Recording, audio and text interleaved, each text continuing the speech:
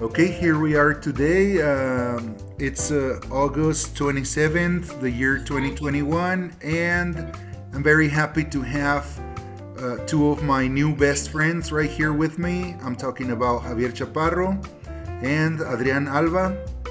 We're going to have a Hello. little chat, and I would like to ask them a lot of questions related with their podcast because they're doing a very interesting podcast here in Mexico. And well, they're originally from Ciudad Juarez, Chihuahua, but it's been so successful that it reached my land. I'm living in the middle of the country, and I'm a big fan of them. Welcome, guys. Thank you very much for being here with me. Thank you, Abel. Thank you for inviting us. And well, let's see how this goes. Alrighty, Javier, how you been, man? How's it going? What's new? Mm, I don't know. I mean, right now I'm a little dizzy because of vaccination and all that stuff. So You just took the vaccination? it was like 3 days ago, but Uh-huh. I'm still processing all the stuff. I'm still dazed and I don't know. So maybe you're still feeling a little dizzy, but don't worry. This is not formally an English class. It's more like an English conversation, just to practice a little bit, have fun, and maybe Right now, learn. I'm under. I'm what under the Javier- influence. What Javier didn't know is that it wasn't the real vaccine. I actually exchanged the the shot with other stuff I found on the street, and that's Oh, why God. he's feeling a little bit bad. His arm is kind of falling off, Oh, and Jesus. he's kind of dizzy. But don't worry, Javier. Your vision will be back in about 2 or 3 months. Well, Yeah, I hope so. I hope so. hopefully, yes. Oh my God. I didn't know you were so mean with your friends, Adrian. And did It's you for take the science. vaccination too, It's for Adrian? science. Oh, sorry, did you also Yes, got actually, vaccinated? yes, I did. This is my second vaccine, so pretty much I'm covered with the mandatory requirements from the government, especially from the USA government. Yeah. Since we are since we are at the border right now, the bridges are closed. That means, well, pretty much we cannot go and well do shoppings and visit the United States. One of the requirements was actually to have the majority of the population vaccinated, and well, now we are. I have my 2 vaccines, and I didn't get like sick. I didn't get any symptoms or complications. More likely, what I can tell you is that I'm feeling fine. I'm feeling great. And if you have the opportunity if you don't have the vaccines or the shots, more likely I recommend you to don't believe like the false information on the internet. You can go ahead and take the shot, and you can make sure it won't hurt you. It won't make you sick. It will give you symptoms, but that means the vaccine is working. It doesn't mean you're getting 5G. Actually, it's kind of funny that you mentioned these because my wife just took the second shot. She just got the second dose, and everybody else in her job, they went for the second vaccination shot, and everybody got very sick. They were feeling terribly bad and dizzy, and with all these symptoms like Javier. But I think like the only exception in this case was my wife, but I think that it's because she's very healthy, like naturally healthy, and Hmm. she's got a good system. I couldn't think of any other reason Immune? for that, but Yes, like yeah. her antibodies are doing the job. Yes, it's working. But let me try to understand this because you were saying that the border was closed due to these requirements to get vaccinated, and uh, is it currently still closed, or are they opening the gates? It's still closed. The I think about a month ago, right, Javier? Marcelo Ebrard, which is our Canciller. What, How do you chancellor? say? We could say maybe Hmm? the Mexican chancellor. Right. Yep, he actually was having a conversation with the Texas governor and the El Paso, Texas county mayor. Thank you. And they were talking about the possibility of opening the borders, but right now they are closed. Something we thought it was impossible to do. Mm-hmm. It is happening. It's been closed for almost for a year now. Many businesses from El Paso, they are out of business now. That sounds Like really crazy, man. legendary business. Sounds like a terrible thing to happen because, for what I know, there are a lot of people living in Juarez and working at El Paso, and they used to go back and forward every day, work on the other side, then come back to their houses here. So I suppose that it's crushing some part of the economy as well. Yes. Yes. Oh my Yeah, God. yeah. The struggle is real. Yeah. The struggle is real.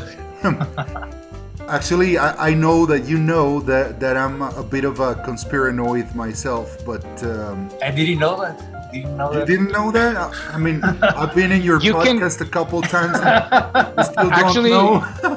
I didn't know it, but actually you can tell it just by watching you. So no surprise here. Well, I know that I think that I can still establish a difference between what's real and what's just a theory.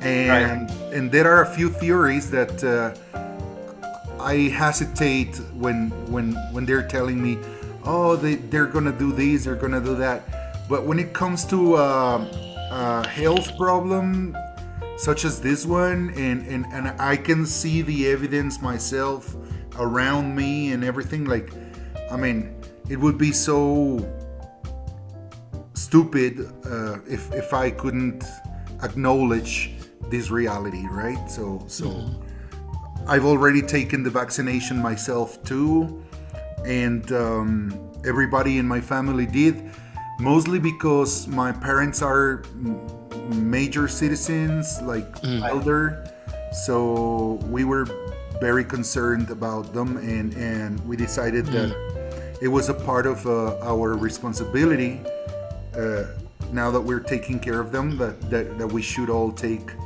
the vaccination. And like in my house, the only ones that haven't taken this vaccination is my two daughters, because they're underage. Okay. And due to the normativities and the health institutions here in Mexico, they haven't vaccinated people under 18. Until now, they're barely starting to do that. But it's fine. They're the younger you are, the more defenses you have. And It's different.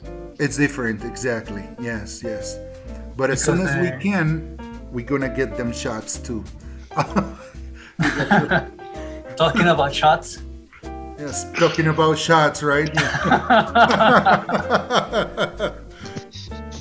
That's not a shot. That's a sugar dose. Sugar with chemicals, and I don't know what stuff is in that. Coca-Cola. Only your Coca-Cola dentist knows. should be very angry right now. That's the smaller glass I found.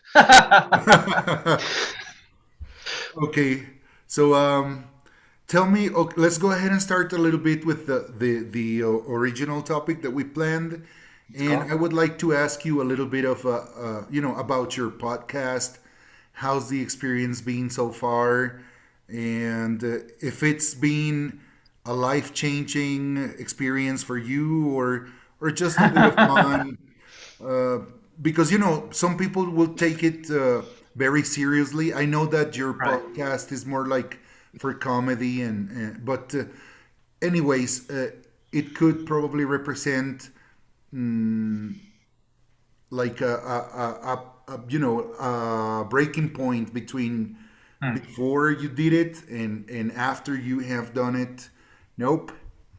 Okay, tell me about it. You tell me.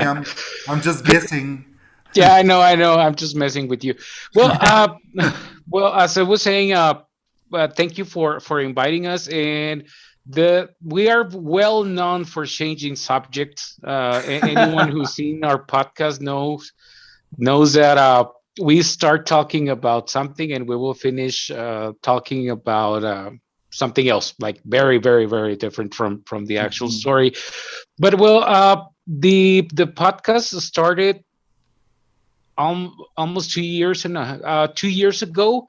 It's Mhm. been a year and 8 or 9 months. The original Right. idea was born because I started doing stand-up comedy, and I had the idea that maybe a YouTube show will help me to grow inside the comedy business, not because I wanted to be famous or I wanted the money. More likely, what I wanted is a place where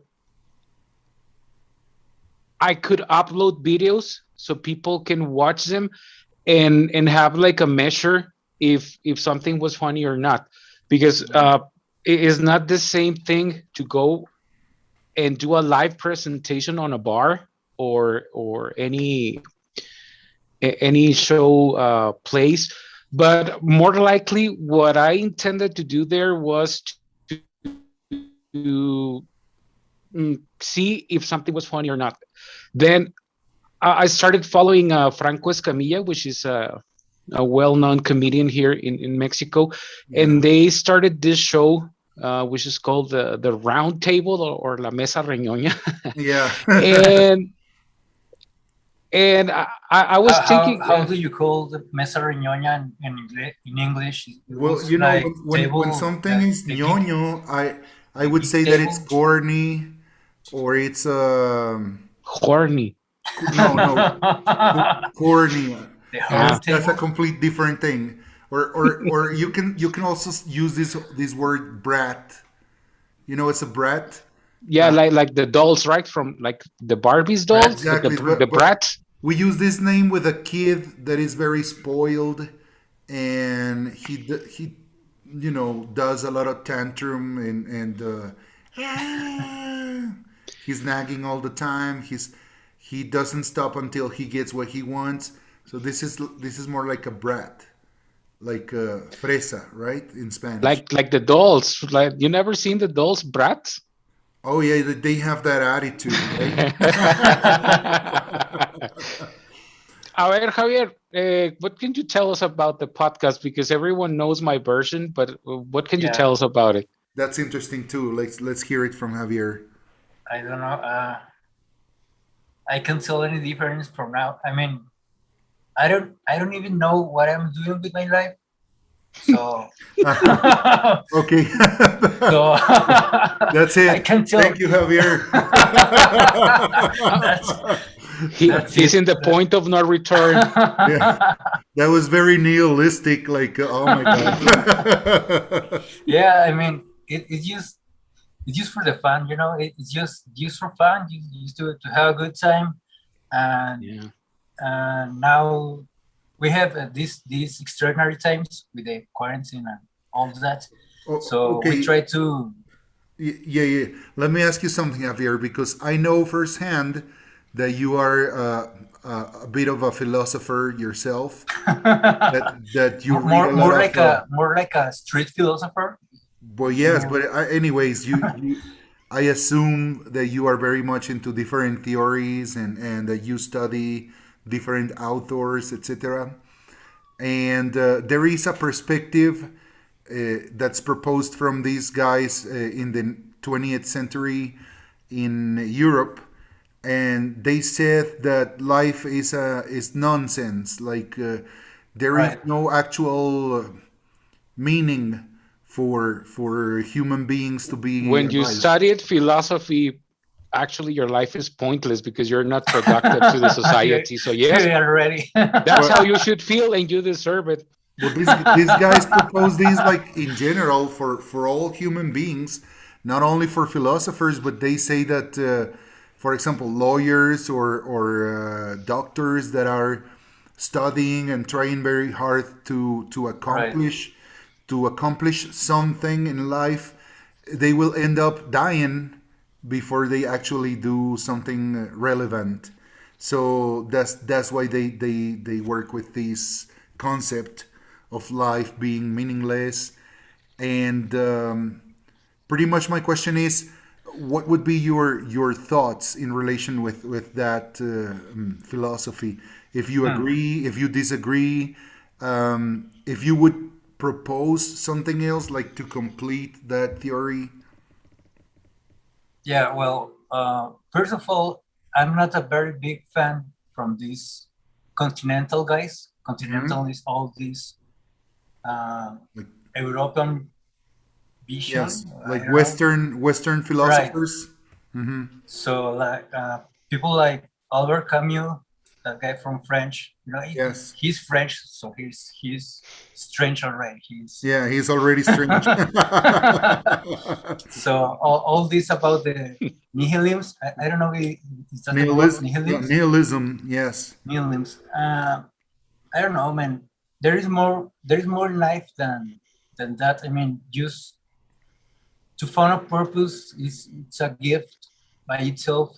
So Two parts last time due to technical difficulties we had, but here we are. Fortunately, my friends are very good friends, and they have this goodwill to continue helping me. And so this is officially the beginning of the second part of the episode. And well, again, let me introduce them back to the audience. We have Javier Chaparro right here. Hello. brother, hi hi. And we have Mr. Adrian Alba right there in the other square. Mm. Hello, nice to see you again, and thank you for inviting me again. Now, thanks to you guys. I'm very sorry that we have to do this episode into two parts, like I said. But well, today everything's working fine again, and I will just have to ask you, for a conclusion in relation with the podcast that we've been mentioning. I know that it's not something, very important, but it is from the perspective that, you are being seen by a lot of people these days. So I just want to know what's your feeling about it.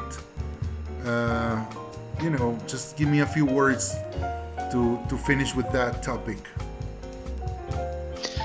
Sure. Well, in my perspective, what I can tell you about the podcast is that it's being a project that how can I say it? It's not a life changing thing when you actually do it, but it's a more like a satisfaction, like being able to be with your friends. Every person with an average age of 30 years old, or the 90 kids, which is also called, they are We pretty call much them familiar. chavorrucos. Oh yes, We that's call them chavorrucos, or it will be the Gen X. It will be the Gen X or the The Generation X. yeah. well. Now that you mentioned Javier, do you think there is an equivalency for this word, like in English these days? Do they have a term or an expression to Right. to name these group of people in between Is the ages of 30 and 40? that generation, that gap between I don't know. I mean, we have to look the range and all this background cultural other kind of stuff, but I don't know, maybe chavorrucos, it's a good expression, chavorrucos, because chavorrucos, it's include everyone from 30 years old until 100 years old. I don't know. Well, yes, you know what? Actually, it's an excellent expression because it is very illustrative, and it's an adjective that describes not only the age of these people, but also like Right. the attitude that they have. It represents, or it means that you are older, but you are still feeling young inside yourself, and that you are Right. that your behavior is still like a young person. So It doesn't matter. Yes. It doesn't matter if your back hurts or your knees are failing. I mean, You still got like the if spirit. if you are young at heart, right? Yes. It's a youth from the heart. But I mean, there is also like Well, actually, getting old.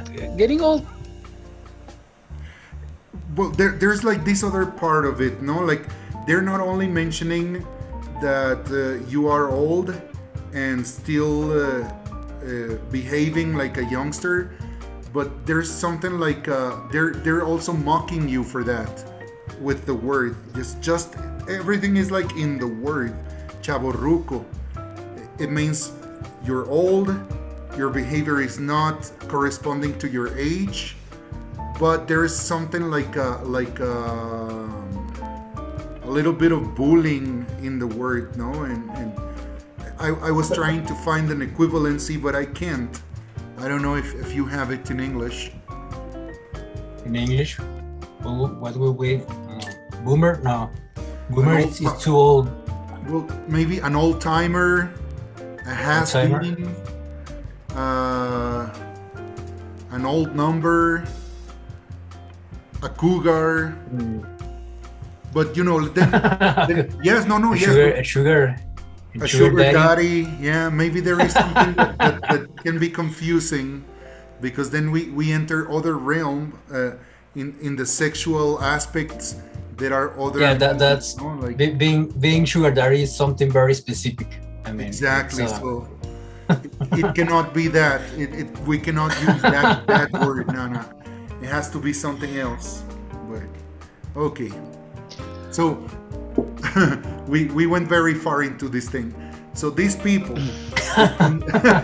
between the ages of 30 and 40 are the ones that mostly enjoy the show because they can relate to what you're talking about.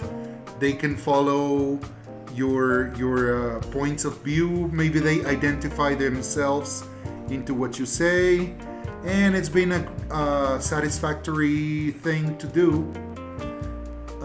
From that perspective, like you say, maybe not a life-changing thing, but yes, something cool, something nice to be in contact. something fun, something to just to like a It's just for distraction the fun. from the Actually, news. it's just for the fun. More likely, what we intend, or what we intended to do here is just have a reason to get along with your friends. The reason why I mentioned the age gap was because the more you grow, the less friends you have, and the less time you have to share with your friends. Actually, I don't really enjoy getting along with people. So in my part, I'm just living the dream. But for Great. some people that really need friends, and people, they are people that actually need people around in order for them to be happy. I don't understand that kind of people.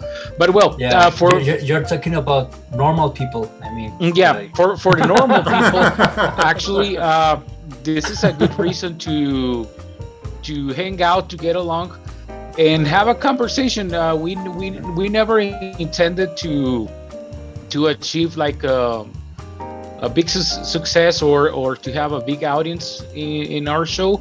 The only purpose of it was just to have a reason and a pretext to uh like just to have friends in the house, have some beers and have a conversation.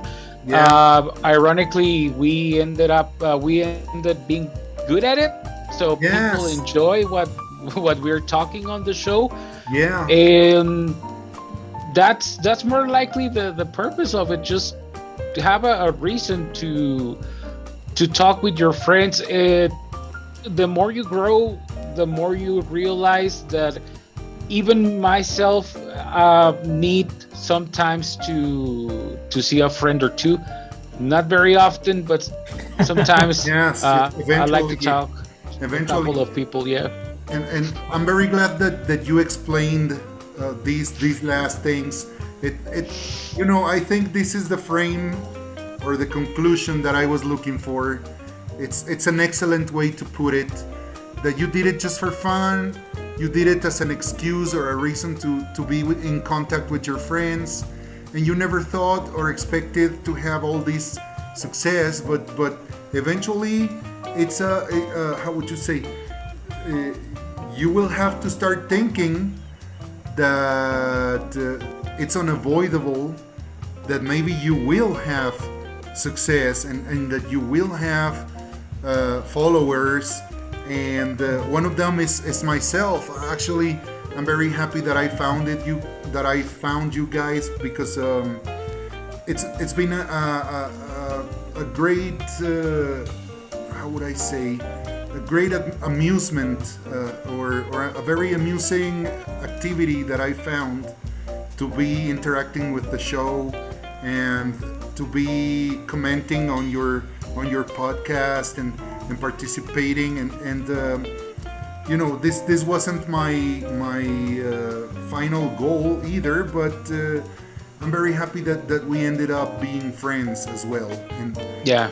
that's something that I can recover, or I will keep these, like for many more years, hopefully, and it's fun, it's good, it's great. You are the biggest reward we could ever had. So Well, thanks, man. we appreciate you as a friend. We appreciate you as a human being, Likewise. and Totally. also who I mean, you started watching us, and now you are the host of your own show, so that's good. If somehow we made that impacting you, and you Yes, made the decision to start this by being affected from the decisions we made to make a podcast, and then definitely. you're Yes. starting something. I think that it's all worth it. Well, yeah, man. I mean, I'm doing this.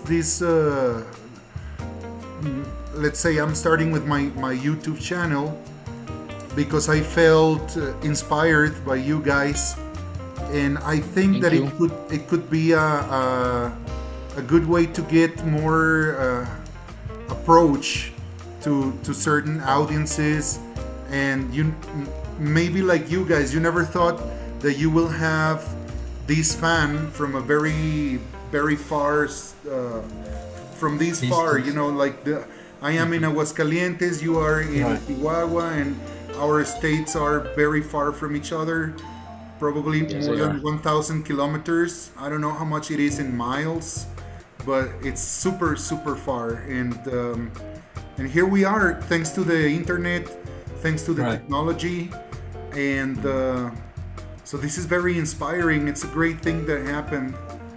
Well, maybe just my humble point of view, but I like it, I love it, and hopefully I will have a similar success than the one you're having right now. So this was also part of the goals that I had, to let people know that we can, like Obama said, no, yes, we can. Yes, we can.